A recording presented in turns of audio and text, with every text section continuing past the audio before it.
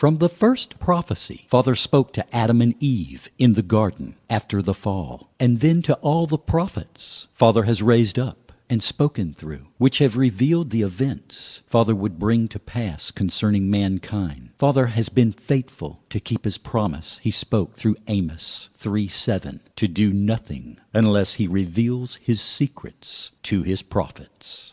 For thousands of years, prophets have prophesied. Even Abraham, the prophecies came as both promised blessings as well as judgments he would levy upon his descendants, that they would be enslaved in Egypt for 400 years. Then, speaking through Moses, how the Israelites would forsake the Torah and be driven out of the covenant promised land. Speaking to Ezekiel, Daniel, Jeremiah, Isaiah, and others, Father has been faithful to give his covenant children a roadmap of prophecy, not only about the first coming to the second coming and the millennial kingdom, but his judgments as well. Remember, Zephaniah 1:12 through 13, anyone thinking that Yahuwah will do nothing good or bad was set aside for destruction. No one can convince me that for the last 1900 years, there has been a void in which no prophecy has been given or fulfilled to both encourage and direct what has been unfolding concerning Father's called elect, those who keep his Torah and have overcome even to the giving of their blood as martyrs. This is exactly why the prophecies were given to John at the time they were given to him as an intricate guideline for Father's faithful remnant, the elect who keep his Torah and cannot be deceived.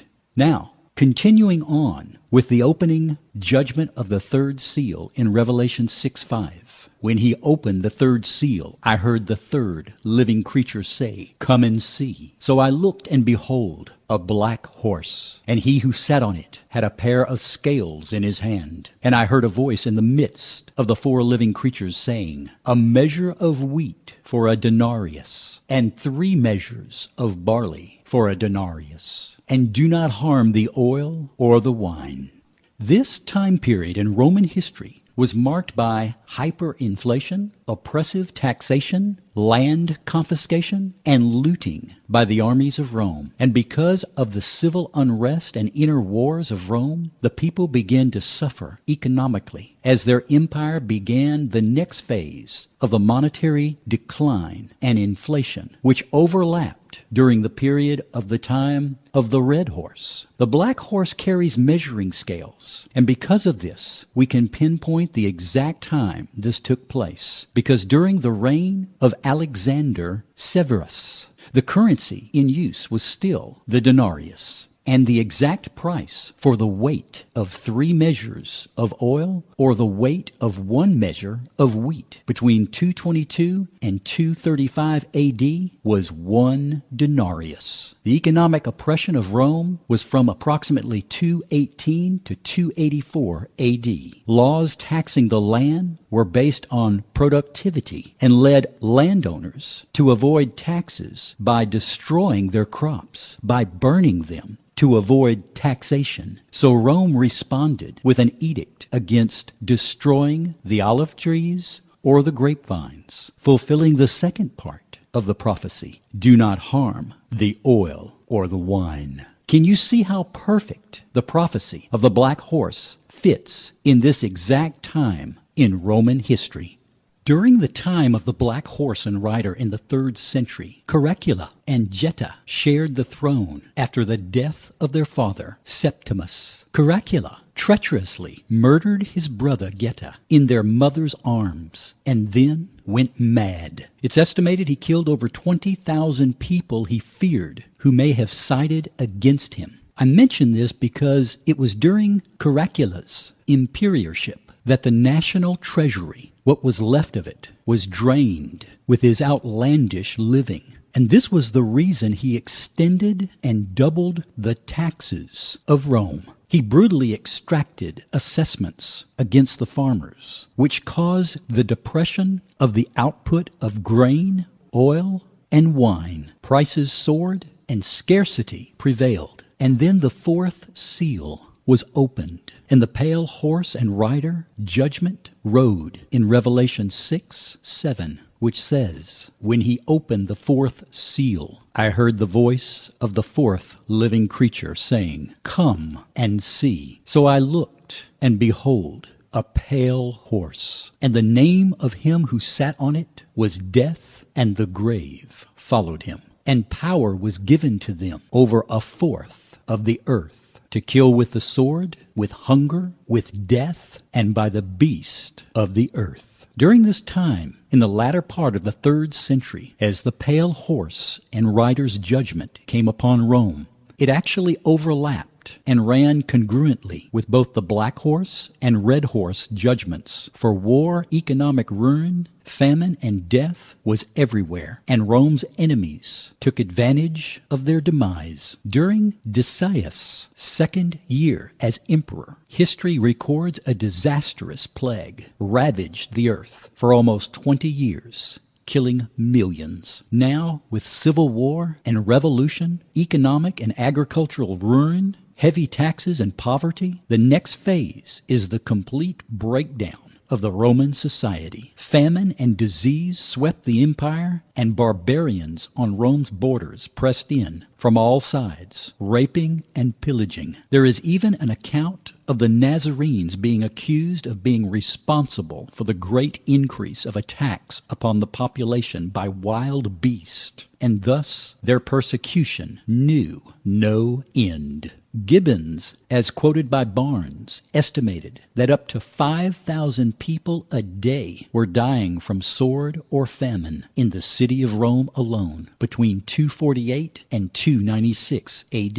It is estimated that over 1/4 of the population of the Roman Empire was swept away in these years, thus fulfilling the pale horse prophecy perfectly. Historians Eusebius stated that death waged a desolate war with famine and pestilence. Men wasted away to mere skeletons. They fell down in the streets. Some were already food for dogs. It's interesting to note the exact way Rome persecuted the Nazarenes was the exact way Father judged Rome. Tit for tat, equal retribution. And that is the same way he works today, with both individual judgment as well as judgment upon the nations. Just when many Nazarenes must have thought persecution from Rome could not get any worse, a new emperor by the name of Diocletian became emperor in 285 AD after defeating Emperor Quirinius in a battle in the Margus River Valley, which is in present-day Serbia. Diocletian radically changed the rule of the empire, dividing it between 4 rulers. Under his tetrarchy, or rule of 4, each emperor would rule over a quarter division of the Roman Empire. He separated and enlarged the empire's civil services and established the largest and most bureaucratic government in the history of the pagan Roman Empire. He also enlarged the military, which allowed Rome to secure the empire's borders and purge it of many barbarian threats for a time. He successfully conquered Samaria, Carpi, Egypt, and Persia. During his reign, at the turn of the 4th century, Diocletian launched the 10th and most bitter persecution against the Nazarenes. And this is the exact subject of the 5th seal in Revelation 6:9, which states, "When he opened the 5th seal, I saw under the altar the souls of those who had been slain for the word of Elohim and for the testimony which they held. And they cried with a loud voice, saying, How long, O Yahuwah, holy and true, until you judge and avenge our blood on those who dwell on the earth? And there was given to each of them a white robe, and they were told that they should rest for a season until the number of their fellow servants and their brethren who were to be killed even as they had been would be completed also." The persecution against the first group of Nazarenes lasted for centuries, whose souls and blood was crying out from under the altar for vengeance. This second group, which the prophecy speaks of, are future Nazarenes, believed to be in the millions of apostolic believers who would be persecuted by the coming future formation of the Babylonian harlot religious system, the Roman Catholic Church, during the Inquisition, which would last for over 1,200 years. Diocletian required the title Dominus et Deus, meaning Lord and God. The fifth seal is more of an event in time, testifying the final upheaval of persecution against the Nazarenes prior to pagan Rome's final judgment. And it is no doubt that the Nazarenes must have testified to their Roman persecutors as they were martyred for their belief in the one true faith, that Elohim would vindicate their blood by judging Rome and its rulers. Thus, this must have stuck in the forefront of the minds of all those who were responsible for their bloody deaths, as we shall soon see. Diocletian and his rulers persecuted the Nazarenes mercilessly, and in spite of the estimated millions of apostolic Torah-observant Nazarenes that were martyred during this time, historian Hopkins estimates that the Nazarene community actually grew in size from a population of approximately a little over 1 million in 250 A.D., to a population exceeding well over 6 million by the turn of the 4th century, making up about 10% of the empire's total population. Father was faithful to pour out his Spirit during this time of great tribulation, so that many would repent due to Rome's judgments and come into the one true apostolic faith and belief of Yeshua the Messiah. When Diocletian came to power, he launched a new campaign to eradicate off the face of the earth any faith made up of Jews or Gentiles that refused to worship and pay homage to Rome's pagan gods. Finally, the rulers of Italy cried out to Constantine to save the empire from the tyranny and misrule. Judgment finally came in 312 A.D. by Constantine's armies. The pagans thought it was the end of the world. With that said, let us continue reading in Revelation 6:12. I looked when he opened the sixth seal, and behold, there was a great earthquake, and the sun became black as sackcloth of hair, and the moon became like blood, and the stars of heaven fell to earth, as a fig tree drops its late figs when it is shaken mightily by the wind. Then the sky receded as a scroll when it is rolled up, and every mountain and island was moved out of its place. And the kings of the earth, the great men, the rich men, the commanders, the mighty men, every slave and every free man, hid themselves in the caves and in the rocks of the mountains, and said to the mountains and rocks, Fall on us, and hide us from the face of him who sits on the throne, and from the wrath of the Lamb. For the great day of his wrath has come, and who is able to stand? Father knew that the enemy would get their hands on this book and take the code words literally, and therefore completely miss the prophetic meaning and timeline, and consequently be led further astray. This is exactly how the harlot beast system has interpreted Revelation. Point being, any astute Torah-observant teacher of that day would have known the proper interpretation of these code words. So when the messenger used these symbolisms or metaphors in this verse, what he was describing was the judgment and downfall of the entire government and rulers of the pagan Roman Empire. The sun, moon, and stars and sky referred to governing rulers, both small and great in authority, all of them that ruled the earth. And the mountains and islands represent various sizes of kingdoms or governments, from large to small.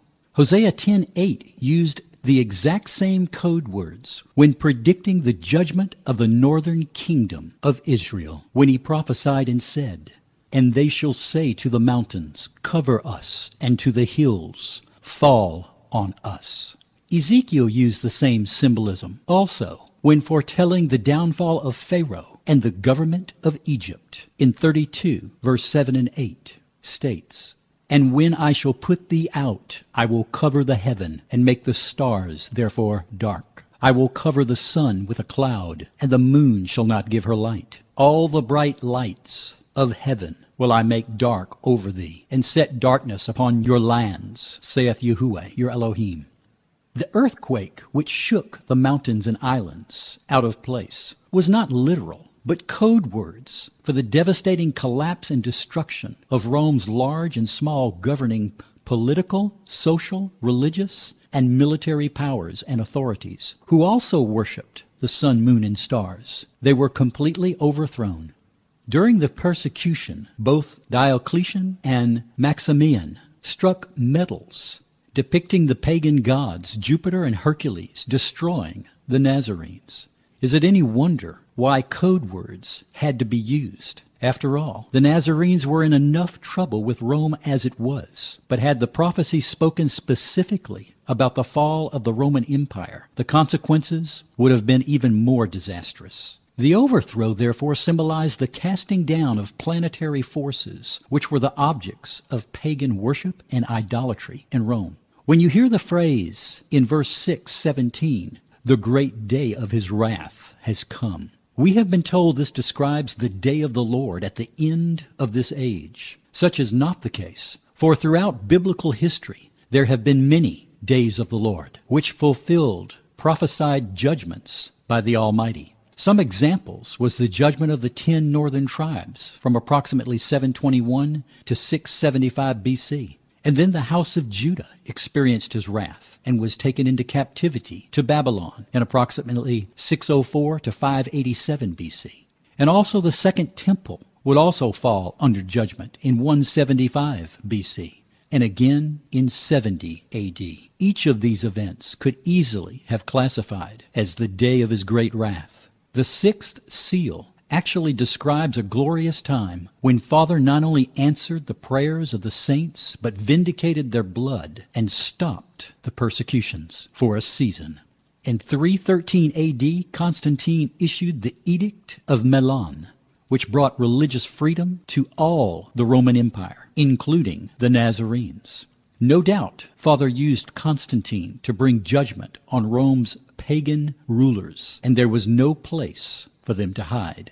Constantine became a great emperor, and Rome had the opportunity to repent. But as we shall see, they did not. The original 4 who constituted the Tetrarchy were Diocletian, Galerius, Maximian, and Constantus, father of Constantine, who died in battle in 306, just 6 years before his son Constantine would succeed him to the throne and would overthrow the pagan Roman Empire. Maximian hanged himself like Judas. Galerius, tormented by remorse, died slowly of a horrible disease. Diocletian went insane and died in 313 AD, the very year that Constantine declared the Edict of Milan. Thus did the wrath of the Lamb come to pass upon the pagan Roman Empire, the persecutor of his people. And just as surely shall his righteous judgments fall on today's persecuting political and religious systems of government that try to curse his chosen covenant people. I'm Bill Sanford, trying to put the book of Revelation in proper perspective in our day.